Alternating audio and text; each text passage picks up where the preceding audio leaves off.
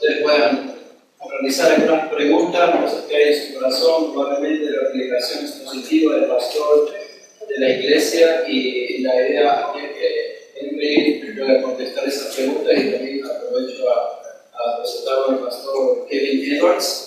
Él es el pastor encargado de las misiones allá en la iglesia de Praise Community Church.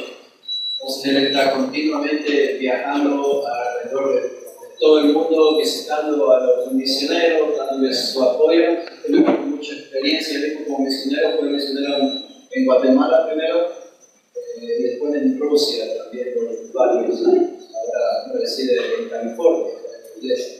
Entonces ellos van a estar respondiendo las preguntas. Nosotros hemos tratado de unificar, porque hay preguntas que han hecho que son muy similares, entonces las hemos unificado, y obviamente no creo que haya tiempo suficiente para responder todas las preguntas que escribieron, pero vamos a hacer lo posible para tratar de abarcar lo que más se pueda. Entonces, vamos a comenzar. La primera pregunta tiene que ver con la predicación, y más específicamente con la predicación temática. Creo que algunos que realizaron esta pregunta, y creo que sería bueno resumirlo haciendo una interrogante: ¿qué es la predicación temática? Hemos hablado mucho de la predicación expositiva. ¿Cómo podríamos definir lo que es una verdadera predicación temática? Bueno, cuando hablamos de predicación expositiva, estamos hablando de la exposición de un texto, pasaje, teniendo en cuenta el contexto particular del pasaje, la intención del autor cuando escribió esa porción de la escritura, en ese contexto y la audiencia a la cual ese autor se dirige. Ahora, exponer ese pasaje puede ser a través o inclusive incluyendo un tema, o puede ser simplemente cuando uno trata el pasaje en el curso de la exposición de todo el libro. Pero quiero que ustedes entiendan que uno puede predicar temáticamente siendo expositivo. En otras palabras, uno toma el pasaje X que trate sobre la doctrina tal, exponer lo que esos pasajes y ese pasaje dice, y por supuesto si estamos hablando de la doctrina de la perseverancia de los santos, por ejemplo, esa doctrina no se trata solamente de un pasaje.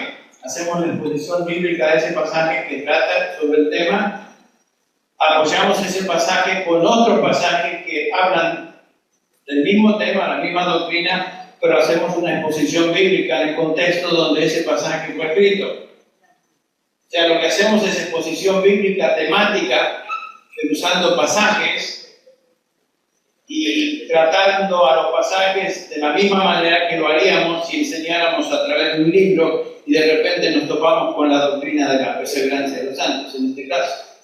O sea, no tenemos que hacer diferencia pensando que predicar temáticamente es un método, predicar expositivamente es otro método. Estamos hablando de predicación expositiva, lo hagamos dentro del contexto de un tema, o lo hagamos dentro del contexto de un libro o un pasaje entero que estemos predicando. Entonces, eso es importante entender. Si yo digo todo mensaje debe tener tema, ¿verdad? Todos los mensajes son temáticos en alguna forma, la más amplia. Pero la pregunta es, ¿de dónde sacamos ese tema? ¿Lo sacamos del pasaje, del significado original que el autor quiso tener ahí? ¿O nosotros el sábado noche, si nos vino un tema, nos levantamos el domingo mañana, buscamos unos 3 pasajes y ahí está, nos fuimos por el tema que sacamos del aire? Y eso también puede ser un tema bíblico, pero no es una exposición de un pasaje que lo empezamos estudiando el lunes, el martes, el miércoles, bien estudiado, listo para el domingo para explicar el tema que el Señor quiso que se explicara en ese lugar. Bien, entonces quizás podríamos decir de forma resumida, uno podría predicar temáticamente o consecutivamente, es decir, versículo por versículo, pero sea temático o consecutivo, siempre debe ser fiel al texto de la Escritura. Justamente. O sea, una pregunta que va de la mano con esa, que algunos cómo lo hicieron. Quizás esto se ve probablemente un malentendido, es cuántos tipos de predicaciones hay. Bueno, tal vez hay muchos tipos de predicaciones, pero hay un solo tipo bíblico. El tipo que la Escritura nos enseña es justamente la exposición bíblica, la exposición de lo que Dios ha revelado en su palabra. Y Dios ha revelado en su palabra en la Escritura. Y la Escritura debe tratarse como Dios tuvo la intención de revelar. Entonces, realmente no hay ningún otro método, por decirlo así, que la Biblia afirma, sino simplemente ese. Darle el sentido a cada pasaje, explicar cada pasaje de tal manera que la gente entienda y ese pasaje sea aplicado. Estaba fijándome justamente antes de venir aquí en el libro de Nehemías, donde en un sentido nos dice Nehemías, el capítulo 8, el libro de Nehemías, el capítulo 8, cuando llegan los expatriados que llegan del cautiverio babilónico, que vienen de regreso a la tierra de Palestina, ahí lo tenemos, una nueva generación no conocía la palabra de Dios, y Esdras leyó el libro en el versículo 3, que estaba delante de la puerta de las aguas, etc., desde el amanecer hasta el mediodía, en presencia de hombres y mujeres y los que podían entender. Eso es importante. Se dirige a personas que podían entender. Y leyeron en el libro de la ley de Dios, traduciéndolo y dándole el sentido para que entendieran la lectura. Y eso es lo que hace un predicador expositivo. Lee el pasaje, explica el pasaje para que la gente entienda lo que se está enseñando. Y eso es lo que hacemos en la exposición bíblica. Por eso debemos entender específicamente lo que cada pasaje dice y qué intención tuvo el autor al escribir ese pasaje. Lo estudiamos, sacamos el significado de ese pasaje, explicándolo, y por supuesto lo aplicamos a la audiencia, aquellos que puedan entender. Pero este es el último libro cronológico del Antiguo Testamento. Y básicamente desde ahí en adelante, desde Nehemías en adelante, aunque Nehemías fue escrito, está en nuestra Biblia al inicio del Nuevo Testamento, cronológicamente es el último libro. Y eso es básicamente lo que Pablo tenía en mente cuando en el capítulo 4 de 2 de Timoteo le dice a Timoteo, predica la palabra, Timoteo. El único ejemplo que Timoteo tenía en su mente y corazón eran las Sagradas Escrituras, las cuales fueron enseñadas a él por su madre y su abuela, y luego el apóstol Pablo, y lo que él entendía de predicar la palabra era lo que obviamente Nehemías, el último libro de la Biblia, el último libro del Antiguo Testamento, cronológicamente hablando, demostró como ejemplo. Y eso es lo que Pablo tenía en mente y sin duda lo que Timoteo entendió. Predicar la palabra tal como, por ejemplo, tenemos ahí en Nehemías capítulo 8. Explicar el texto, aplicar el texto a las audiencias, a las personas a las cuales él había sido llamado a predicar. Entonces, cuando hablamos de predicar positivamente, no necesariamente estamos hablando de un método, yo diría que es la única manera bíblicamente de enseñar la palabra. No hay varios métodos. Eso de los métodos han surgido hace poco, pero esa es la manera de enseñar la Biblia, tal como Dios la reveló, en su contexto, etc., tal como lo explicamos. Fue claro eso. Alguien quería realizar una guía. Si alguien quiere predicar expositivamente, preguntar qué guía le podrían dar acerca del libro, desde qué libro de la Biblia podría empezar a predicar expositivamente.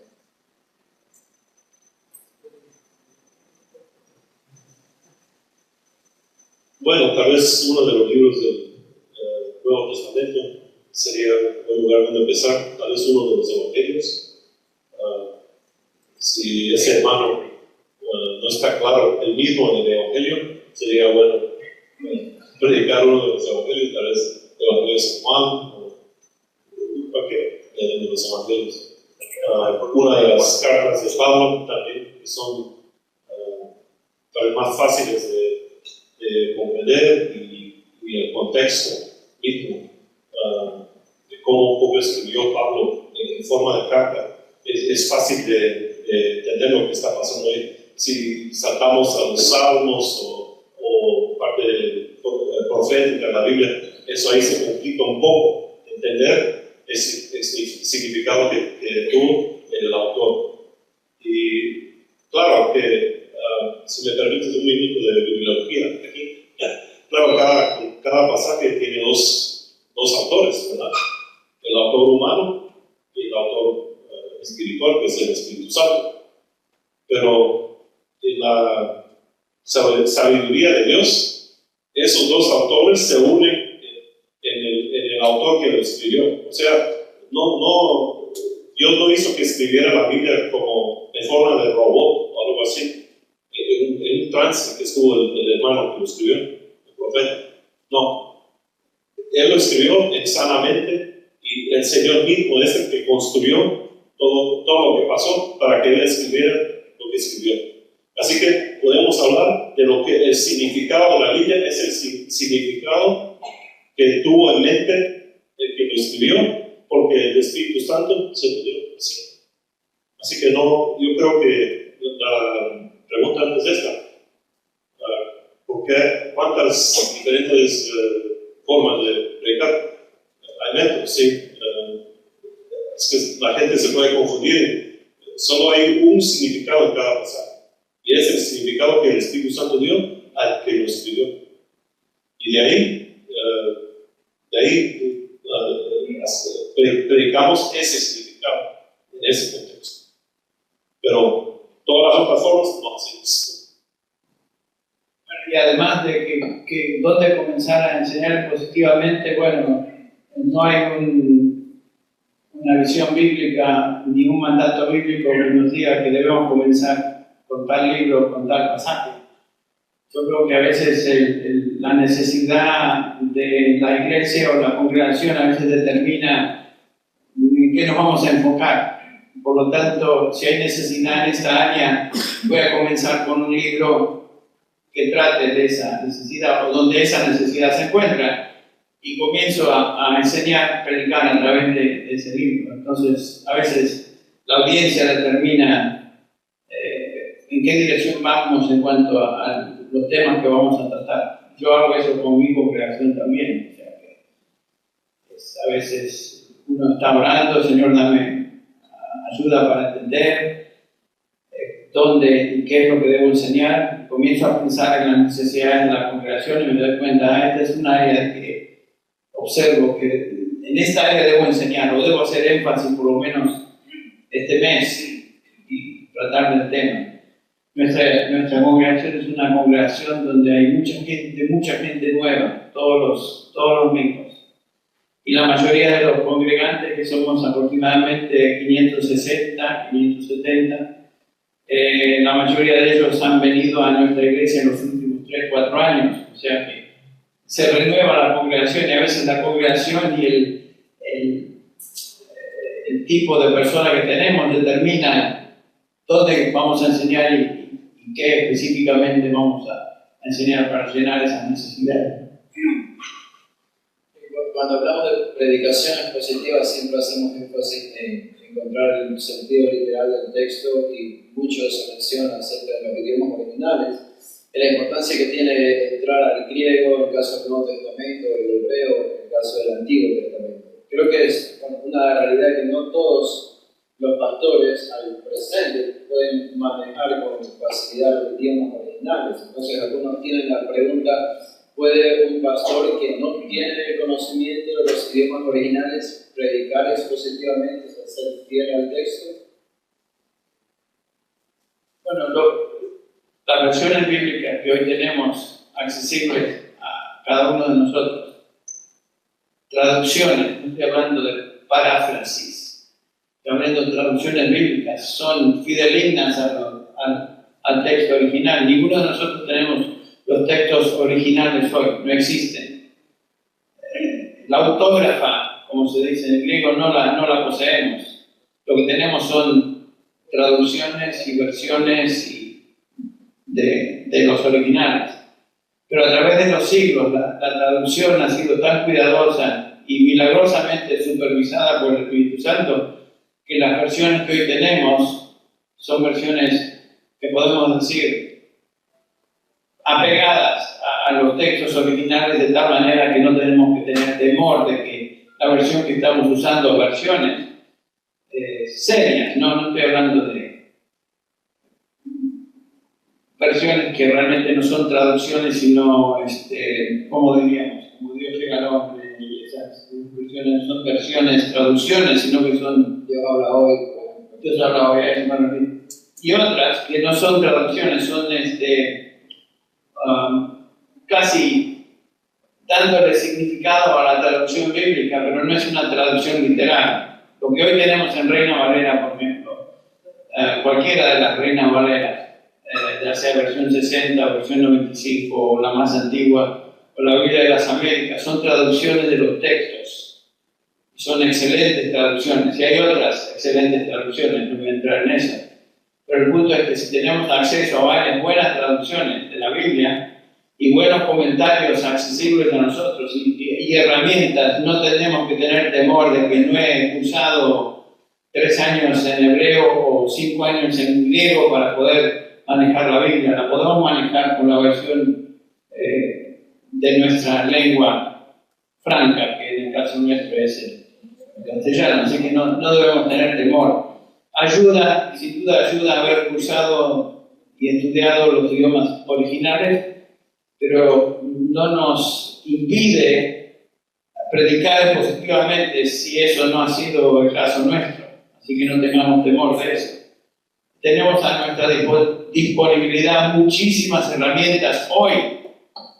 El pastor, el anciano, el que enseña en su idioma nativo, en el caso nuestro el castellano, pero aún en aquellos que pueden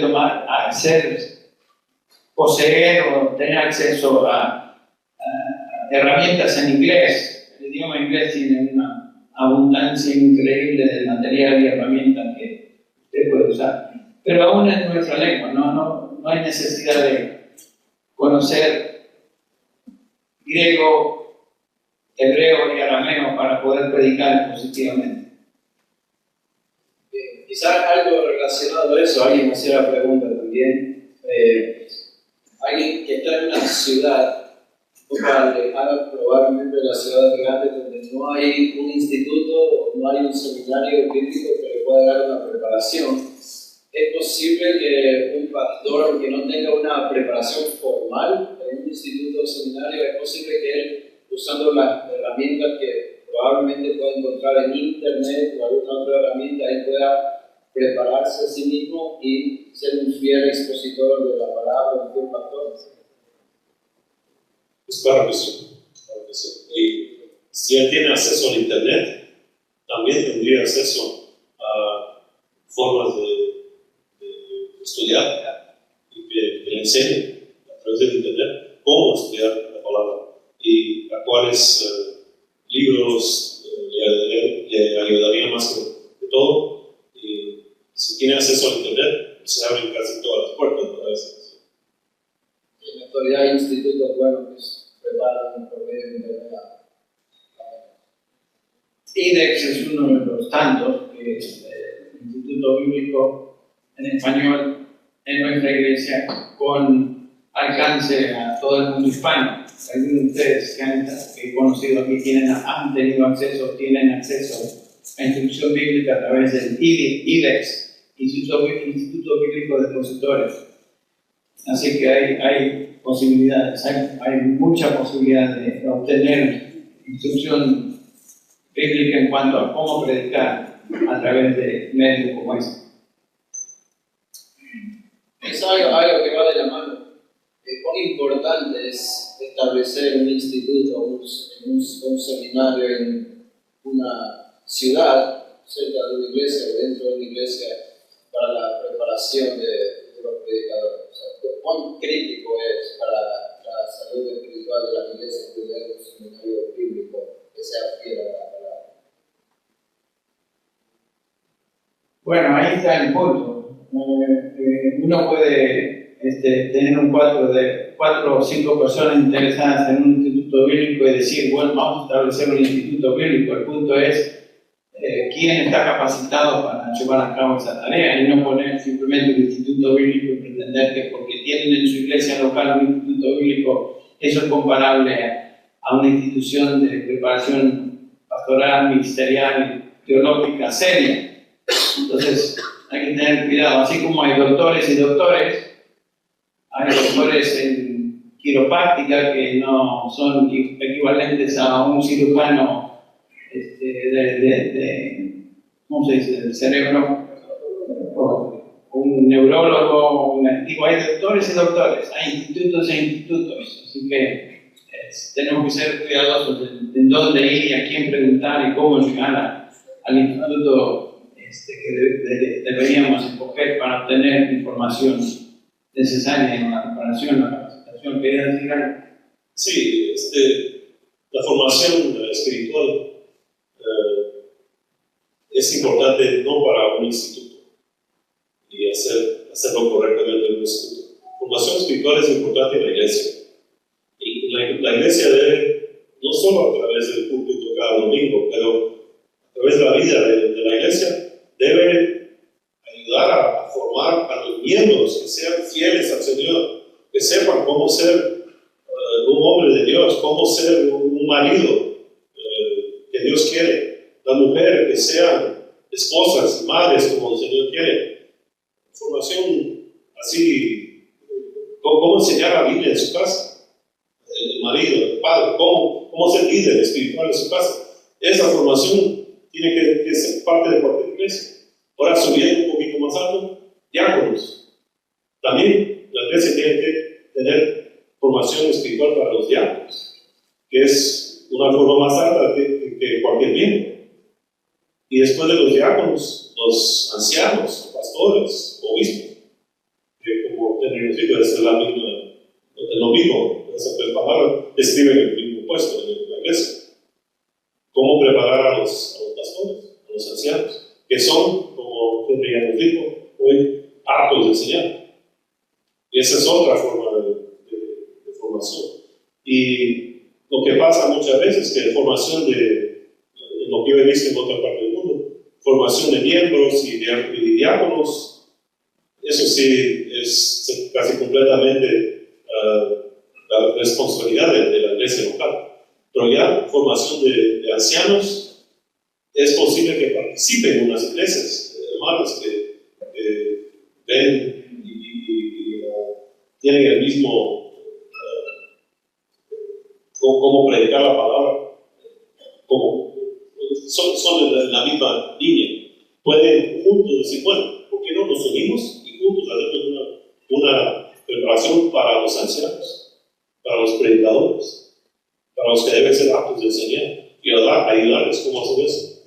Y es mejor verlo no en la pregunta de formación, no en solo en qué consiste un instituto bíblico, no, ¿qué necesita la iglesia? ¿Y cómo nos podemos formar para servir mejor al Señor? Hay algunas preguntas también un poco aplicadas a la vida moral que se trató el día de ayer, la vida moral del pastor.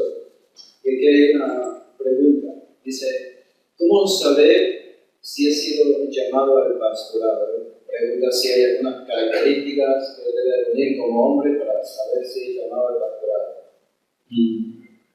Bueno, definitivamente cuando Pablo habla de los requisitos para ser pastor, anciano, obispo, dice el capítulo 1 de 1 Timoteo 3, buena cosa desea hacer, buena cosa anhela. O sea, el llamado al pastorado, el llamado a predicar, el llamado a servir como líder en la iglesia es un llamado de Dios que comienza con un anhelo en el corazón, un peso en el corazón que desea servir al Señor, desea predicar, desea servir en la iglesia para el beneficio de los santos. Y es un peso que no se puede desligar así. Uno no puede quitarse ese peso. Entonces comienza con un anhelo, lo cual debe estar respaldado por una vida piadosa, que es justamente el resto de los requisitos. Si el que desea bueno, eso es excelente, pero tenga en cuenta que sea irreprensible, lo cual implica que ahí están los requisitos, todas virtudes morales, todas virtudes de piedad. Y por supuesto, cuando todo eso se combina, el anhelo con una vida de testimonio, además de que la iglesia comienza a afirmar a esa persona como líder. Si él enseña, comienza a enseñar y la iglesia comienza a darse cuenta, este hombre está dotado, este hombre debe estar enseñando porque obviamente recibimos el beneficio de su enseñanza. Bueno, esa es la confirmación por parte de la iglesia de que él ha sido llamado al ministerio. Entonces hay un sentido subjetivo del llamado, que es el anhelo, y un sentido objetivo del llamado, que es la confirmación de la iglesia, diciendo, sí, este hombre fue llamado al pastorado, fue llamado a servir, fue llamado a enseñar. Esa es la manera de saberlo, básicamente, dos formas, pero obviamente todo está apoyado por un testimonio personal, que se refleja en los requisitos, ¿no? Hay que tener mucho cuidado en quién es puesto en un lugar de liderazgo, porque hoy en día cualquier Juan de los Palotes, perdonen que me refiera así, quiere ser pastor y ya se hace pastor y pone a su esposa como pastora y ya cualquiera parece hoy que puede ser pastor, no es así. Hay que tener muy en cuenta y muy seriamente los requisitos para ser pastor. Si no existen, esa persona, por más que piense que es pastor o que quiera ser pastor, no lo es hasta que se cumplen esos requisitos. Así que mucho cuidado. Por eso tenemos tantos problemas en la iglesia, porque está siendo dirigida por personas que nunca deberían haber llegado a esa posición. Es lo que Pablo decía a Timoteo, no impongas con ligereza las manos. Exacto. Porque uno va a participar en los pecados de este individuo en el futuro si con ligereza los ancianos imponen manos sobre alguien para que sea pastor. Por eso estamos como estamos en la iglesia evangélica hoy. Y hablando de la vida moral del pastor, también hicieron una pregunta, algo que tristemente se puede ver a menudo en las iglesias. ¿Qué pasa si un pastor cae en adulterio? ¿Puede seguir en la misma posición? ¿Puede regresar después de un arrepentimiento, un supuesto arrepentimiento, a la misma posición de pastorado? Otra vez, voy a responder también, pero otra vez, Pablo comienza con los requisitos para ser anciano. El que desea ser anciano, buena cosa desea, pero aquí están los requisitos. Y el requisito que es requisito sombrilla, bajo el cual todos los demás caen, es que sea irreprensible. Que sea irreprensible. Desde el momento que uno cae en adulterio, ya hay un punto de reprensibilidad. Esa palabra reprensible tiene la idea de apuntar a una persona pudiéndole acusarle de algo. Entonces, una persona que ha caído en adulterio, aunque se haya arrepentido en un sentido, ya se ha convertido en un hombre reprensible. Ya la iglesia alguien va a empezar a apuntar, pero tú caíste, sí, pero me arrepentí. El pastor nunca puede estar en esa posición, pero yo me arrepentí de eso. Pero usted dirá, bueno, pero hay otros pecados, sí, pero tristemente el pecado de adulterio es un pecado que le sigue, tiene bolilla. Y se ha convertido ese hombre en una persona reprensible. ¿Quiere decir que el hombre jamás va a poder servir? No estamos diciendo eso. Lo que estamos diciendo es que ya es reprensible en el contexto de ser anciano. No debe ser anciano, no debe ser pastor, puede servir en la iglesia, tal vez puede tener enseñanza en un estudio bíblico, lo que sea, pero no debe tener el perfil de anciano porque ya está bajo reprensibilidad, aunque se haya arrepentido de su pecado. Así que, por eso, es que ser irreprensible tiene un peso muy fuerte. No es simplemente, bueno, ya me arrepentí. No tan rápido. Ese peso te sigue. Ese pecado te va a seguir. Así que es mejor no poner a la iglesia bajo una persona que ya puede ser acusada en cualquier momento porque pierde autoridad, ya no tiene autoridad. Así que eso es. También hicieron la misma pregunta, pero acerca del diácono. Si un diácono está en la posición de diaconado, usted puede volver a la misma posición. No sé si sería bueno un poco esclarecer lo que es diácono en una iglesia, bíblicamente hablando.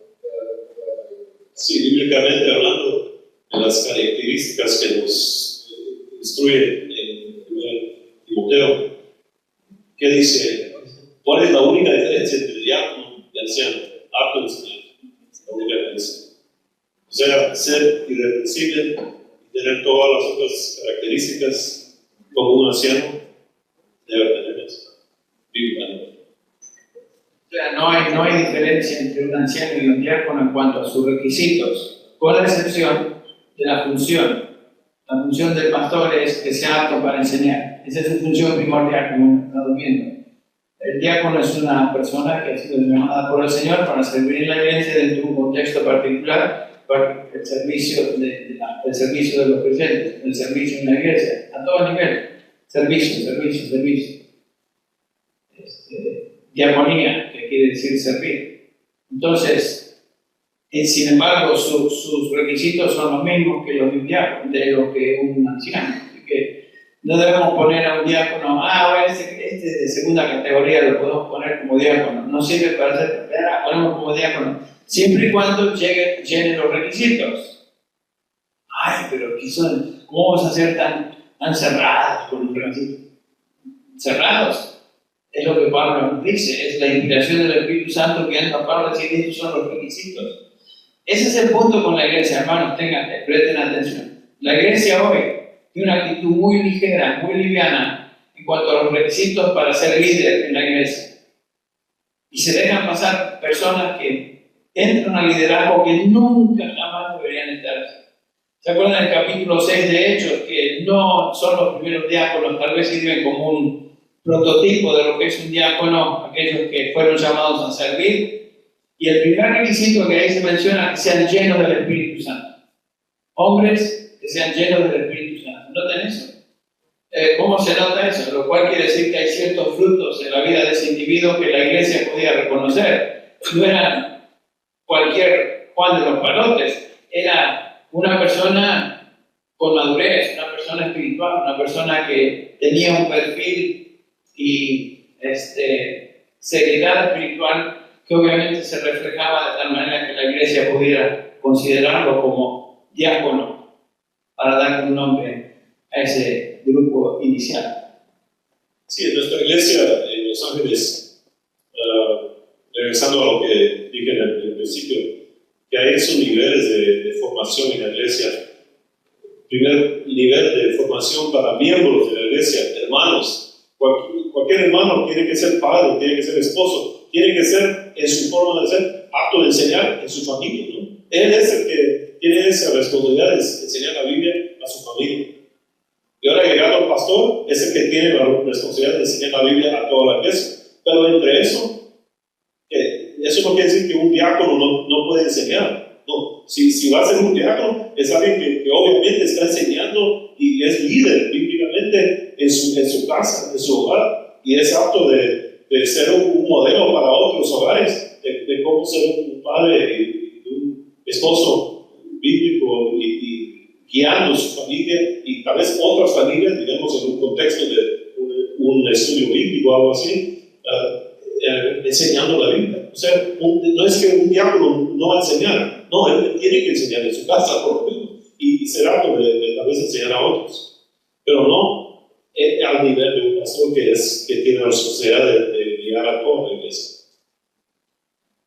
Sí, estaba pensando que el anciano apto para enseñar, creo que específicamente tiene la idea de ser apto, dotado por el Espíritu Santo para enseñar, de una forma que obviamente el Espíritu Santo le ha dotado para llevar a cabo esa tarea. No todos nosotros tenemos el don de enseñanza, todos podemos enseñar en algún contexto y de alguna manera, como acaba de decir Kevin, pero no todos tenemos el don de enseñanza. Por lo tanto, Pedro dice en 1 Pedro 4:10, según cada uno ha recibido un don especial, úselo, sirviéndonos los unos a los otros como buenos administradores de la multiforme gracia de Dios. El que habla, que hable conforme a las palabras de Dios. El que sirve, que lo haga por la fortaleza que Dios da. En otras palabras, parece hacer una diferencia el apóstol Pedro entre dones de hablar, logos, y dones de servir. Y todos tenemos dones dados por el Espíritu Santo, algunos más que otros. Pero hay ciertos individuos que el Señor llama específicamente para predicar, para proclamar, para enseñar, que definitivamente son dotados de una manera singular. Por eso Efesios 4, versículo 11 nos habla de que el Señor dio a la iglesia, primero apóstoles, después profetas, después evangelistas, pastores, maestros, ahí está, para la edificación de los santos. Y hace una diferencia, Pablo, entre diferentes tipos de hombres dotados. Y hay hombres dotados que tienen obviamente el don de poder enseñar la Escritura de una manera singular. Pero todo padre cristiano, sea diácono o sea simplemente miembro de una iglesia, debe tener la capacidad de enseñar a sus hijos por testimonio, por palabra, por lo que sea, a sus hijos en su familia. Esa es responsabilidad de todos los creyentes. Pero obviamente hay hombres que son dotados específicamente para servir como maestros en la iglesia. ¿Qué debería ser un miembro de una iglesia? Cuyos líderes probablemente predican la sana doctrina, probablemente predican expositivamente, pero cuyas vidas dejan mucho que desear. Su vida moral no respalda el mensaje que él está predicando, aunque sea sana doctrina. Cuando un miembro de la iglesia ve eso o se da cuenta de eso, ¿qué debería hacer? Como no conozco el contexto al cual esta persona se refiere, en primer lugar yo diría que, como mencionamos, todo pastor, todo anciano fue llamado a ser santo. En vida personal, en testimonio, ninguno de nosotros somos perfectos, o sea que siempre vamos a encontrar algo deficiente con cualquier anciano, con cualquier siervo de Dios. Siempre va a haber algo que nos causa, ese señor le falta esto. Bueno, a todos nos falta. Aún el apóstol Pablo dice, yo ni siquiera he llegado. Una cosa, pues dejo lo que queda atrás y prosigo hacia el blanco. Habiendo dicho eso, sin embargo, si un individuo, por más que enseñe doctrina ortodoxa, sana, apostólica, etc., da de qué hablar en cuanto a su testimonio personal en el contexto de su familia, por ejemplo, y hay cuestionamientos en cuanto a eso, llegamos al mismo punto, estamos hablando de reprensibilidad. Si el hombre es reprensible en ciertas áreas de su vida como testimonio, entonces tiene el derecho la iglesia de pensar, bueno, este señor tal vez me pregunto si debería ser pastor o no, pero no conozco el contexto, así que en algunos casos ya llegó al pastorado porque no se tuvo en cuenta los requisitos desde el inicio y ya llegó torcido y ahí sigue torcido y la iglesia sigue torcida. ¿Qué vamos a hacer al respecto? Bueno, la iglesia está como está. Ahora, ¿vamos a cambiar de repente todo? Es imposible, no se puede. Ahora, cada persona es responsable personalmente y para el bien de su familia de escoger una iglesia donde su familia y su persona van a ser edificadas. Así que si a veces llega el momento de tratar de discernir, me quedo o me voy, como sea. No estoy promoviendo que se vayan, simplemente que hagan un examen de su vida y el beneficio que ese quedarse o irse traería a su familia, y a la luz de esa decisión, a la luz de eso tomar la decisión de quedarse o irse. Sí, Hebreos 13 claramente dice que tenemos que someternos al liderazgo que el Señor nos ha dado a la iglesia. Y si no es posible hacer eso, a veces es tiempo de buscar otra iglesia. Es el momento para no es posible someterse a un liderazgo cuando el liderazgo ha caído o deja mucho que desear en su vida moral. Después de orar con ellos, tratar de resolver eso personalmente con ellos, pero si llega al punto que no ha habido ningún cambio, y no puedo someterme a eso más. Parece que ha habido mucha malinterpretación acerca de lo que es un misionero, cuál debe ser la labor de un misionero. Kevin tiene bastante experiencia como misionero y sobre todo conociendo la escritura, si nos podría dar quizá una definición bíblica de lo que es un misionero, la función principal de un misionero bíblico. Sí, cuando Jesús nos dio la gran comisión, dijo lo siguiente: toda autoridad me ha sido dada en el cielo y en la tierra, por tanto, id. Y lástimamente muchos paran ahí en la definición de un misionero. Es alguien que está listo para ir.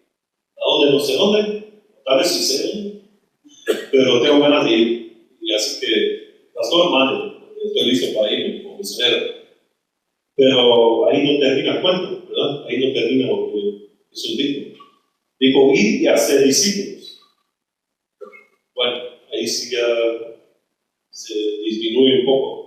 ¿A quién podemos mandar como un misionero? Es alguien que tiene experiencia y obvia dones del Señor para ser discípulos. Que ya hemos visto eso en nuestra iglesia y podemos poner la mano sobre él y mandarlo como misionero para ser discípulos. Todavía no termina ahí el punto. Hacer discípulos a todas las naciones, bautizándolos en nombre del Padre, Hijo y del Espíritu Santo. No todo miembro puede ir a bautizar, tampoco, ¿no? Es por el liderazgo. Es que ya estamos hablando de alguien que es parte del liderazgo de la iglesia. Pero no solo ahí, todavía no hemos terminado. Y enseñándoles que guarden todas las cosas que os he mandado. ¿Quién es un misionero? A fin de cuentas, es un predicador. Es un hermano que tiene el don de enseñanza, que es obvio para toda la iglesia, que puede explicar toda la palabra, que puede empezar no solo predicar el evangelio, no solo hacer discípulos, pero plantar una nueva iglesia, ser pastor de una nueva iglesia. Bíblicamente, eso es lo que es un misionero. Quizá podría ser bastante ayuda a los que estamos aquí presentes, saber un poco de forma personal y práctica cómo manejan el tema de elegir ancianos o pastores en la iglesia, en Grace Community Church. Sé que llegan muchos jóvenes por el tema de que el seminario está allí dentro de la iglesia y ha tenido la oportunidad de administrar con muchos jóvenes que están probablemente comenzando su carrera ministerial. No sé si nos podrían dar un poco de guía de forma práctica cómo la iglesia Grace Community Church lleva a cabo este proceso de ver un joven que se está levantando y probablemente se dan cuenta de que puede ser un pastor. ¿Cuál es el proceso que llevan a cabo para que eso se dé? En primer lugar, el anciano dentro de nuestra iglesia, el anciano no es que de repente se nombra como anciano, listo, de hoy son personas que han estado ya funcionando como ancianos. Y la iglesia lo reconoce.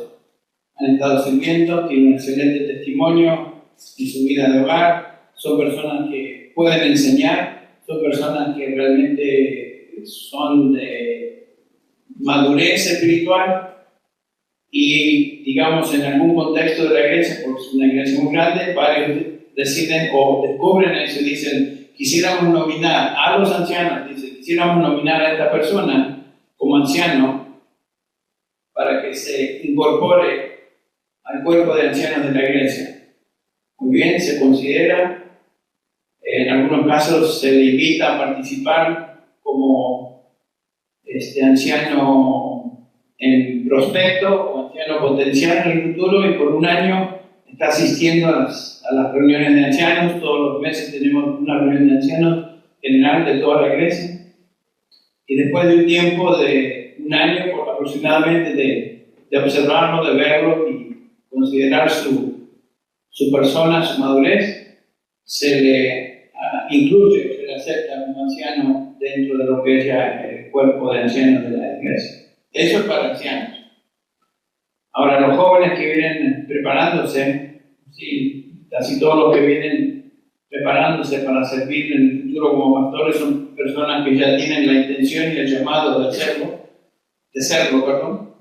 y se están preparando en el seminario para en el futuro servir en sus contextos particulares en el país que sea para servir como tal. Pero ya han estado sirviendo por lo general en iglesias y en contextos ministeriales en sus países, simplemente regresan a la labor que ya estaban llevando a cabo. Así que yo diría que el proceso en ese caso es un poquito distinto. No obstante, otra vez llegamos a quién debe ser anciano bíblicamente hablando, recaemos sobre los requisitos de ser anciano, 1 Timoteo 3 y Tito 1, y seguimos ese patrón, con muchísimo cuidado. Y nunca poner manos sobre alguien que pensamos que está muy joven en la fe o que tal vez le falta madurez, con mucho cuidado. Sí, entrar a ese proceso inicialmente, tal vez es después de una década o más de ver la vida de un hermano de la iglesia. Y dentro de todo este proceso usamos siempre la palabra ancianos en forma plural, o pastores en forma plural. Y sé que en la iglesia Rescue Church tiene no solo un pastor, sino varios, una pluralidad de pastores. Quizás se nos puede dar una luz acerca de por qué tener un gobierno de pastores, sabiendo que hay diferencias en cuanto a iglesias o denominaciones. ¿Por qué en la iglesia se practica una pluralidad de ancianos? Es decir, no solo uno, sino varios ancianos dirigiendo, guiando la iglesia. Bueno, en el Nuevo Testamento, no sé si notaron ustedes que no hay ninguna iglesia nombrada con un solo pastor. Siempre se refiere a las iglesias con pastores, con ancianos. Cuando 1 Timoteo habla de el anciano debe ser marido de una sola mujer, el anciano esto, está hablando del requisito de la persona que va a ser anciano, no es que simplemente se limita a un pastor. Pero las iglesias del Nuevo Testamento estaban siendo dirigidas por ancianos, un grupo de personas en el liderazgo de la congregación. Los ancianos de una iglesia es el patrón que vemos en el Nuevo Testamento, y cada iglesia está siendo dirigida por ancianos, pluralidad de líderes, no un anciano jefe o un caudillo o uno que manda más.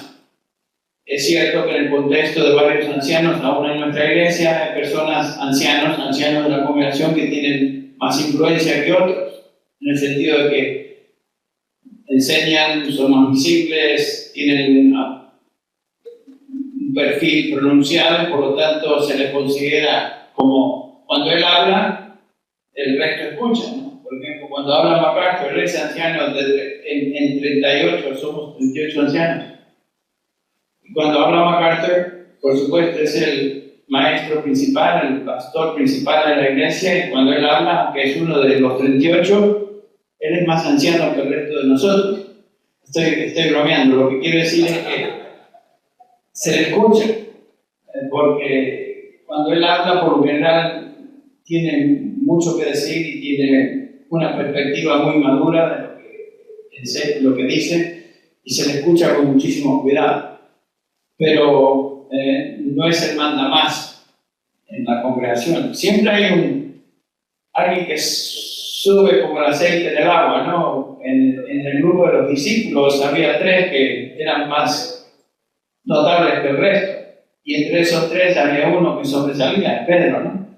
Entonces lo que estoy diciendo es que siempre surge el liderazgo, y aunque son todos apóstoles, había entre los apóstoles diferencia en cuanto a perspectiva, en cuanto a influencia, en cuanto a tal vez madurez, y eso también es notable. Así que, pero una cosa es cierta, que una iglesia, dentro de lo que sea posible, debe ser dirigida por pluralidad de hombres, líderes, no simplemente un señor que es el jefe de los demás.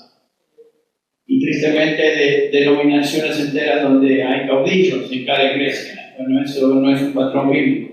Eso es un patrón cultural que se ha desarrollado porque en la cultura particular, especialmente latinoamericana, siempre existe la persona que es el capataz o el mandamás o lo que sea. Y en esta cultura se ha desarrollado ese modelo que no es bíblico. ¿Qué puedo decir? Yo puedo decir más. Él es el mandamás del...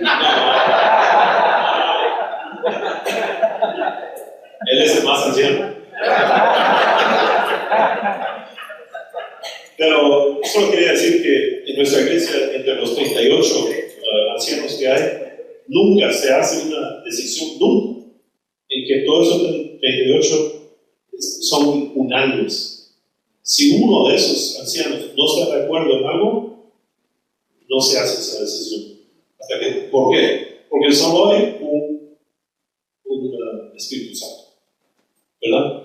Un Espíritu Santo nos está guiando a todos. Si no nos está guiando igualmente, nos amamos, nos paramos y oramos. Y esperamos que Dios nos dé esa unidad. A veces, aunque no haya una unanimidad total, hay un consenso, donde a una persona que pudiera decir, bueno, yo no estoy del todo de acuerdo, pero sí estoy de acuerdo en el principio en general, por lo tanto apoyo esta decisión. Hay un consenso de ancianos que dicen, sí, estamos de acuerdo con eso, adelante. Aunque los detallitos de la decisión particular no sean entendidas por uno o dos, no quiere decir que no se puede llevar a cabo la decisión. Hay un consenso de todos los ancianos. Me explico con la palabra consenso lo que quiero decir.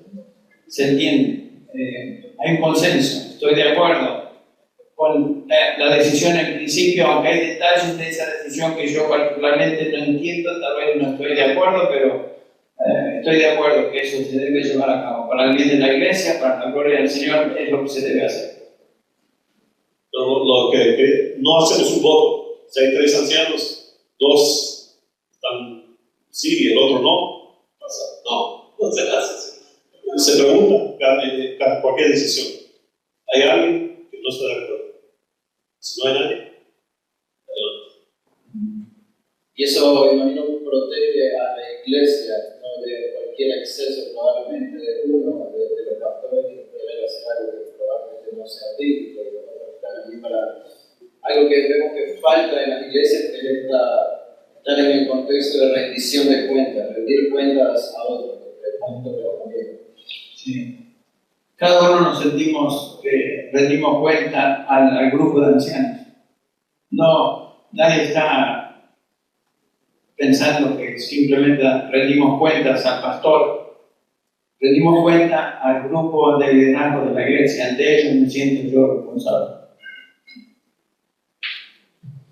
Bueno, creo que estamos llegando al final. No sé si hay alguna palabra final que ustedes quisieran decir a la congregación antes de terminar este tiempo de preguntas y respuestas, quizás teniendo en cuenta el tema general de la predicación, de la vida del pastor, las iglesias.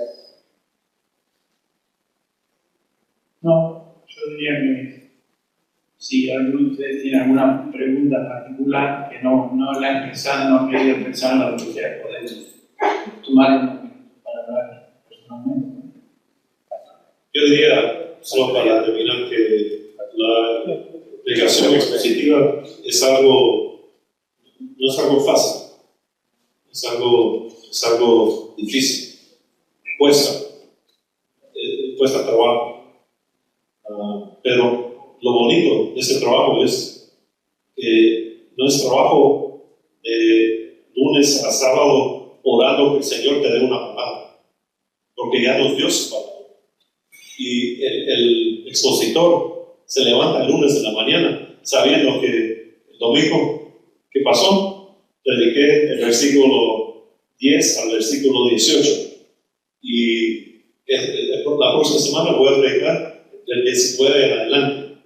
Así que es fácil porque sabemos que el Señor nos dio su palabra y vamos a predicar cada versículo de esa palabra a través de cada libro de de esa Biblia en cuanto el Señor nos dé vida para hacer eso y salud, pero ya a la hora del expositor, al decir amén el domingo, ya sabe lo que le espera el próximo domingo y puede usar su tiempo durante la semana bien usada. Y es cuesta, es trabajo, pero bien usada para preparar a explicar exactamente lo que el Señor quiso decir en su palabra. Bueno, Henry, ¿podría cerrar la oración? Vamos a hablar. Padre, que agradable es estar reunidos como hermanos aquí en este lugar. Y Señor, que agradable es estar examinando, considerando tu palabra y lo que tú nos has revelado en ella. Te pido, Padre, como lo hemos hecho durante estos días y continuamos haciendo, que tú bendigas, que tú prosperes tu palabra y todo lo que venga de tu palabra en la vida de cada uno de estos hermanos, estos siervos tuyos. Pedimos, Padre, que tú sigas bendiciendo cada vida, cada ministerio, cada iglesia que ellos representan. Y, Señor, otra vez pedimos que nos hagas siervos dignos de ti. Ayúdanos, Señor, a vivir y a predicar, particularmente predicar tu palabra, enseñar tu palabra de tal manera que traiga honra a tu nombre, el autor de esa palabra. Y, Señor, que seamos finalmente algún día aprobados porque hemos trazado tu palabra con precisión. Gracias, Padre, por esta conferencia y por permitirnos examinar estas verdades que son de beneficio para tu iglesia. Lo pedimos en el nombre de Jesús. Amén. Amén.